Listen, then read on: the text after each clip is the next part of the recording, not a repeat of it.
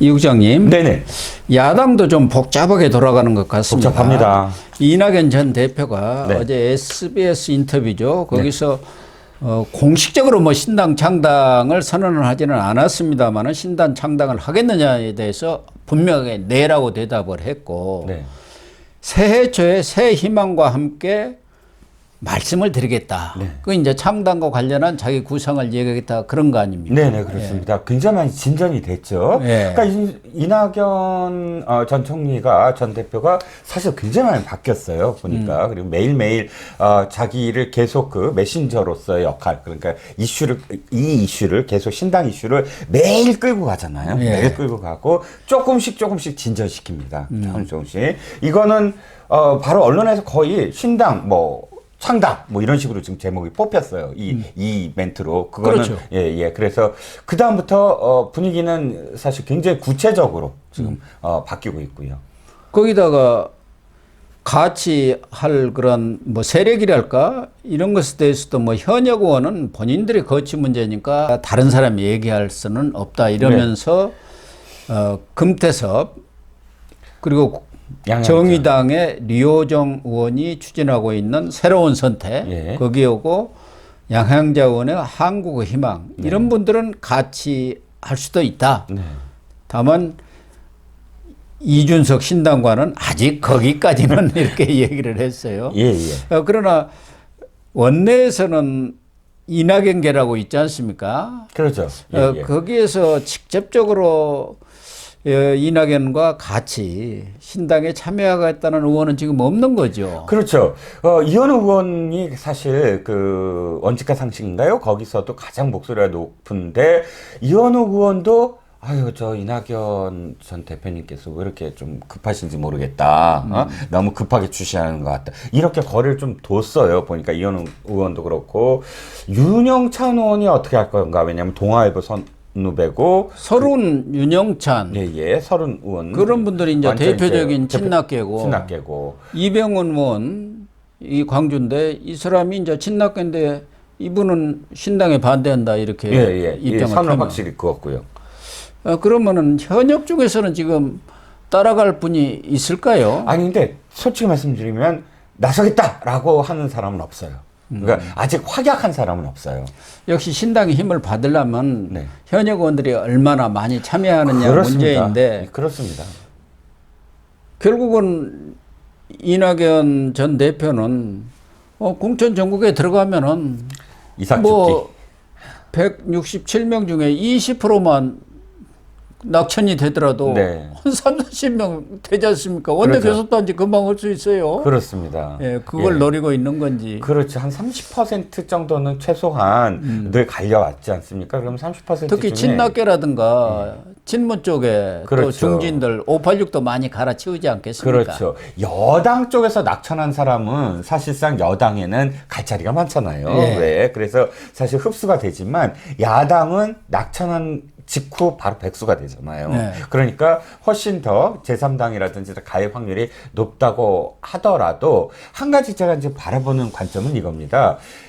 신당이 만들어질 때 사실 베이스가 있어야 되거든요. 나는 뭐가 있어야 된다. 예를 들어서 이준석이 주장하는 건 자기는 20대가 나의 어떤 지지다. 확실히 계층이나 지역이나 젠더나 혹은 세대의 내 편이 얼만큼 있느냐. 그렇죠. 이게 이제 중요한데 이낙연 의원의 편은 사실 광주 전남이에요. 광주 전남이 아무리 부인하려고 하더라도 이낙연 대표의 가장 큰 힘이 되어줄 부분이 호남이라는 베이스 캠프가 있어야 되거든요. 왜냐면 지사도 했고 또 워낙에 그쪽에서 활동을 계속 했던 지역적인 어떤 상징적인 인물이기 때문에 사선 의원까지 했지 않습니까? 그런데 광주 전남에서의 이낙연 지지 내지는 이낙연 신당 찬성 비율이 적어요. 아직 미미해요. 이게 이낙연 지금 전 대표를 따라가지 못하는 사람들이 쉽게 현역 중에 따라갔다 어떻게 됐지? 하고 걱정하는 요인이 사실 가장 큰 요인이 거기라고 보거든요. 그래서 지금 민주당이 본격적인 분화가 시작된 것은 맞는데 2016년이죠. 국민의당 안철수의 그러한 돌풍을 일으킬지 네. 여부는 아주 지금 미지수입니다. 그렇- 불투명하죠. 그렇죠. 국민의당보다 두 가지가 없어요. 하나는 아까도 말씀드렸지만 그때 당시에 국민의당은 지역에 정말 오래 뿌리를 둔 정치인들 세력이 있었고요. 옛날 그 동교동계에 사실 후신들이 있었고 거기에 플러스 알파 그러니까 차기 대권 주자. 안철수라는 유망한 대권 주자였죠. 유망한 대권 주자는 안철수 이 세력이 연합이 됐었는데 현재 지금 이낙연 전 대표의 경우 자신의 그러니까 차세대 지도자에 대한 선호도가 지금 굉장히 낮고 그다음에 말씀드린 대로 지역적인 어떤 호응을 못 받고 있다. 이게 지금 핸디캡입니다. 그런 것 같습니다. 아무튼 뭐 민주당은 지금 전체적으로 보면 혁신은 뒷전이고 집안 싸움에 골말하는 그런 양상 아니겠습니까? 결국은 그렇죠. 이낙연 전 대표의 이런 신당 움직임도 집안 싸움이거든요. 그렇죠. 예. 또 하나는 원칙과 상식이 14일 날 또 입장을 발표를 했더라고요. 네. 어떤 내용입니까? 일단 원칙과 상식은 지금 이 절박해야 된다. 그러니까 지금 국민의힘이 상당히 쇄신을 빨리 하고 있다. 예. 여기에 대해서 우리도 빨리 대응을 해야 되고 특히나 이재명 대표가 지금 사퇴를 해야 된다. 사퇴해야 된다. 그리고 우리도 비대위로 비대위. 전환해야 된다. 이게 핵심이죠. 그렇지 않으면 승자의 저주가 된다. 그렇죠. 강서구 보궐선거에 저주가 된다라는 겁니다. 예. 그러면 이재명 대표가 이러한 목소리들의 반응을 보이고 있습니까? 그런데 문제는 뭐냐면 한 번도 여기에 대해서 제대로 반응을 보이지 않고 있다는 게 문제예요. 그러니까 당의 지지율이 왜 지금 떨어지고 있고 정체돼 있냐면 이재명 대표 본인이 사실상 개혁에 원래 그러니까 사법 리스크가 없다고 친다면 개혁에 선봉에 서야 되거든요. 그리고 자기도 뭘 내려놔야 된다 아니면 뭘 해야 된다. 그런데 지금 이재명 대표는 뭘 하냐면 그냥 자기의 기득권을 강화시키는 쪽으로만 가잖아요. 예. 이를테면 대의원제와 그 이 권리당원의 비율 뭐 이런 것들도 지금 할 이유가 하나도 없는데 총선과 전혀 무관한데도 불구하고 평가 하위원 10% 감사를 더 늘렸잖아요. 그것도 그 평가에서. 총선과 진짜 중요하고요. 예. 이런 부분들과 관련해서 자신의 유리한 방향으로만 좀 하고 있고 이 목소리들에 대해서 이런 식의 반응이죠. 아이고 대화를 하겠습니다. 아유 만나겠습니다. 이렇게만 대답을 하고 있으니 국민들이 바라봤을 때 진짜 뭐가 변하는 거야 여기? 이렇게 바라볼 수밖에 없죠. 그래서 원칙과 상식 여기에서는 당 지도부 그러니까 이재명 대표 사태뿐만 아니라 친명 핵심이라든가 그리고 586 중진들 물러나라. 당신들이 물러나야 당이 쇄신이 되고 공천에서 물갈이, 판갈이가 될 것 아니냐 그런 얘기 아니겠습니까? 그렇죠. 그런데 이재명 대표는 그래도 뭔가 믿는 구석이 있으니까 뭐 침묵으로 묵묵부답으로 대응하고 있는 거 아니겠습니까? 믿는 구석은 딱 이겁니다. 쌍특검. 아, 쌍특검. 네네. 28일 날 뭐 28일까지만 버티자. 그래갖고 쌍특검이 만약에 그러니까 통과가 되고 그래서 대통령이 거부권을 행사하면 그때부터 우리 세상, 나의 세상이다. 상대의 지금 그 실수, 그야말로 대통령이 자기 부인과 관련해서 덮으려고 하는 거 아니냐라는 총 공세가 이루어지고 그러면 당의 지지율도 사실상 담보가 된다. 그 다음부터는 완전히 자기에 대한 사법 리스크라든지 이런 부분들과 관련해서 되치게 할 수 있다. 봐라, 김건희 여사는 이렇게 한다 하면서 상대적으로 모든 이슈를 끌고 올 수 있다. 라는 게 이재명의 지금 전략이라는 겁니다. 그런데 본인 사법 리스크도 더 지금 증가되고 있는 것 아닙니까? 그렇죠. 1월 달 가면은 형님으로 모시는 김인섭이 1심 재판도 나오는 거고 그렇죠. 선거법 재판도 빨라질 수 있고 여러 가지 이중교사 이 부분에 대해서도 1월 8일부터 본 재판에 들어가겠다고 했지 않습니까? 그렇죠. 그러니까 뭐 일주일에 3번씩 이제 그 재판에 나가야 되고요. 3가지 재판이니까. 그 다음에 말씀하셨듯이 총선 전에 최소한 1심으로 나올 수 있는 재판이 2개에서 3개 정도는 되거든요. 그것과 관련돼서 어찌됐든 이 비명계에서는 빨리 그런 사법 리스크를 빨리 공격을 해서 자신들의 어떤 공천과 관련된 부분을 딱 그 확약을 받거나 혹은 자신들이 의지대로 할 수 있는 부분을 지금 담보를 하려고 하는 것인데 문제는 저는 이제 취재를 해본 결과 결국은 그거밖에 없더라고요. 탄핵. 그런데 예. 저는 뭐 개인적으로 당연히 김건희 그 특검 말도 안 내는 거 아닙니까? 네. 문재인 정권에서 다 수사를 하고 탈탈 털었는데도 소환조사도 못했잖아요. 자기 정권 때. 네네. 이성윤이가 중앙지검장 때 다 수사했던 거 아닙니까? 그렇죠. 그런데도 불구하고 지금 특검을 해갖고 정치적으로 이용하겠다 그러는데 나는 뭐 거부권 행사할 필요가 없이 그냥 받아들이고 그런데 특검도 여야가 합의가 돼야 합니다. 그렇죠. 그리고 준비 기간도 오래 걸려요. 그렇죠. 그렇기 때문에 총선 이후로 넘겨버리면 되는 거예요. 특검 그렇습니다. 발족을. 그렇습니다. 그리고 총선 끝나면 이제 아무도 관심 갖는 사람이 없어요. 그렇죠. 그러니까 거부할 거 없다. 나는 그렇게 봐요. 50억 클럽 오케이 해라. 예, 맞습니다. 예. 시작 통과된다고 하더라도 시간 끌게 하는 그렇게까지 거죠. 실제로 뭐 사무실 뭐 진짜 만든 데까지 보통 한 48이 걸리고 막 이러거든요. 뭐 그런 시간도 있긴 있고요. 사실 그 특검법 두 가지가 둘 다 참 말도 안 됩니다만, 그러니까 저쪽에서 주장하는 건 이 김건희 특검과 관련해서 이해 충돌이다, 부인 얘기 아니냐. 그런데 그것을 어떻게 거부하느냐인데 50억 특검이야말로 이해 충돌이거든요. 왜냐하면 50억 특검이 대장동 문제고 대장동 문제와 관련해서 이재명이 당사자잖아요. 당사자인데 지금 그 50억 특검을 함으로써 당사자가 있는 재판을 다른 쪽으로 돌리려고 하는 당대표가 있는 그 당이 낸 특검이 사실 이해 충돌이다 해서 양쪽 다 말이 안 된다는 겁니다. 그리고 특검도 뭐 기간은 있습니다만은 특검의 판단에 따라서 이게 총선에 막대한 영향을 미치기 때문에 총선 기간까지는 준비 기간만 하겠다. 직접적으로 소환 조사를 한다든가 뭐 이런 것은 안 하겠다고 뭐 이렇게 방법이 있거든. 과거에도 윤석열 대통령도 총장 시절에 2020년 4.15 총선을 앞두고 그렇죠. 울산 그 사건에 있어서 임종석이라든가 조국 수사 안 했지 않습니까? 이게 그렇죠. 총선에 영향을 미칠 수 있으니까 하위 인사 지금 수사된 선에서 일단 끝내고 그것은 총선 이후에 수사를 하겠다. 후에 이제 뭉개 갖고 결국 안 했습니다만 문재인 정권이. 그렇죠. 어쨌든 그런 여러 가지 전략이 있기 때문에 꼭 거부권만 행사하는 것이 능사는 아니다. 저는 그렇게 보는 입장인데 어쨌든 그건 윤석열 대통령이 판단할 문제입니다만은 오히려 역으로 거꾸로 취한다 그런 생각을 저는 합니다. 예, 맞습니다. 그래서 이재명 대표는 일단 이낙연 전 대표하고는 손절을 하겠다. 당신하고는 이제 결별을 하겠다고 마음을 먹은 것 같아요. 예. 아예 상대를 안 하지 않습니까? 그렇죠. 이낙연 대표도 지금 주장하고 있는 것은 제1번호는 당신이 당대표를 사퇴해라. 그러면은 얼마든지 민주당을 혁신해서 쓸 수 있도록 만들 수가 있다. 이 얘기 아닙니까?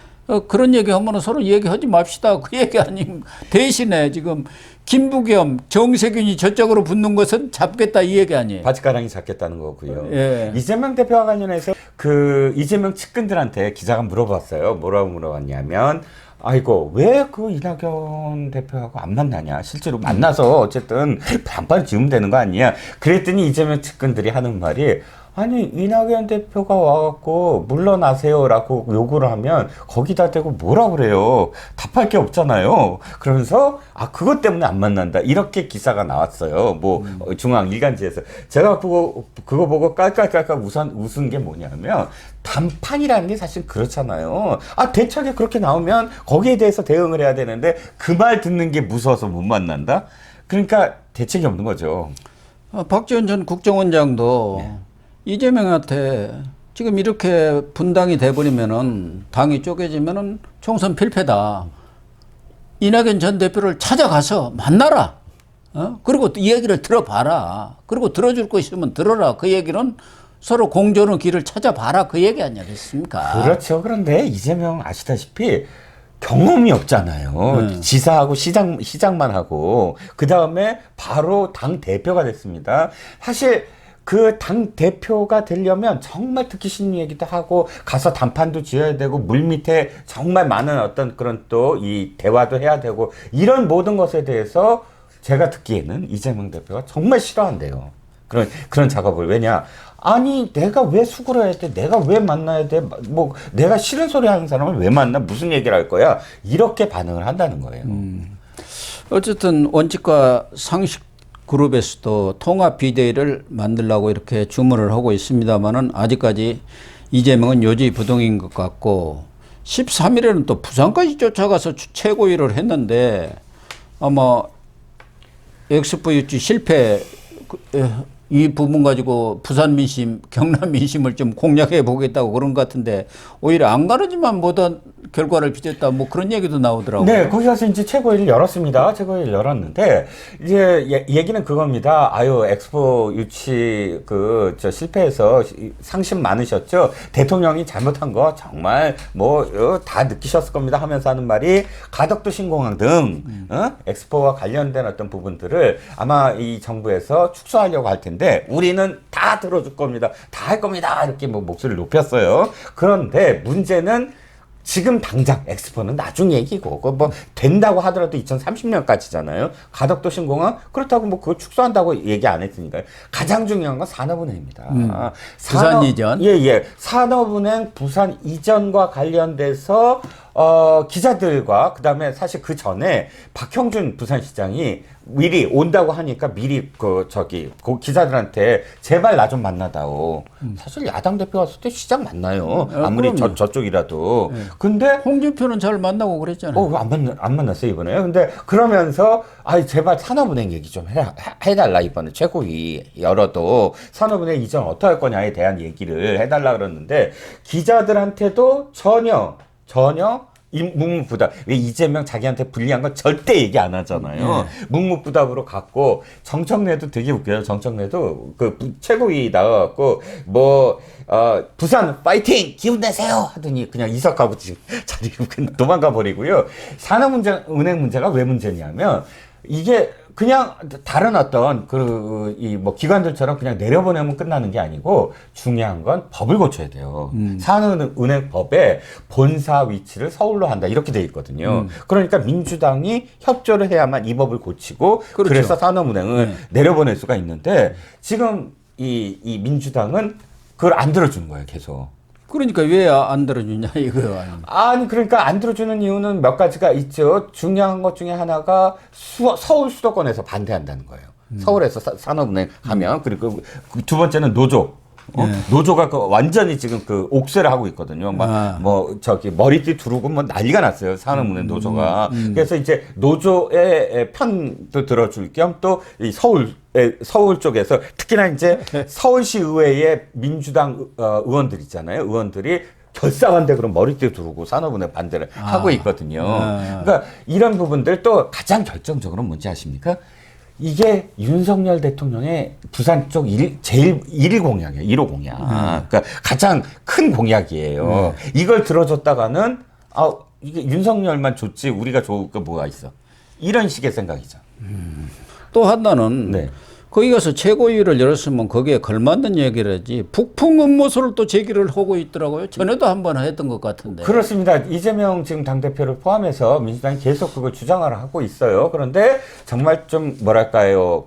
뜬금이 없고 이 때와 장소가 맞지 않죠. 이재명 대표가 주장하는 거는 사람들도 다 잊어먹었지만 이거예요. 파기. 그러니까 우리가 파기했다. 즉 9.19 합의. 9.19 군사 합의를 파기함으로써 지금 북한이 도발의 명분을 줬다. 그래서 일부러 도발하게끔 만든다. 그리고 4월 총선 전까지 북한이 계속 휴전선 일대라든지 이런 부분에서 도발을 하면 바로 북풍이 된다. 국민들의 안보 불안 심리를 자극을 해서 국민들이 불안하게 만들어서 전부 다 국민의힘을 찍게 만드는 바로 군사 합의 파기가 총선을 위한 총선용 작전이다라는 주장을 하고 있는 겁니다. 정말 쌍팔년도 음모설이네요. 그러게요. 지금 북풍 해봤자 사람들이 그거를 지금 무슨 얘기 하십니까? 이렇게 하지 북풍을 그러니까 북풍 음모설을 받아들일 사람이 누가 있겠습니까?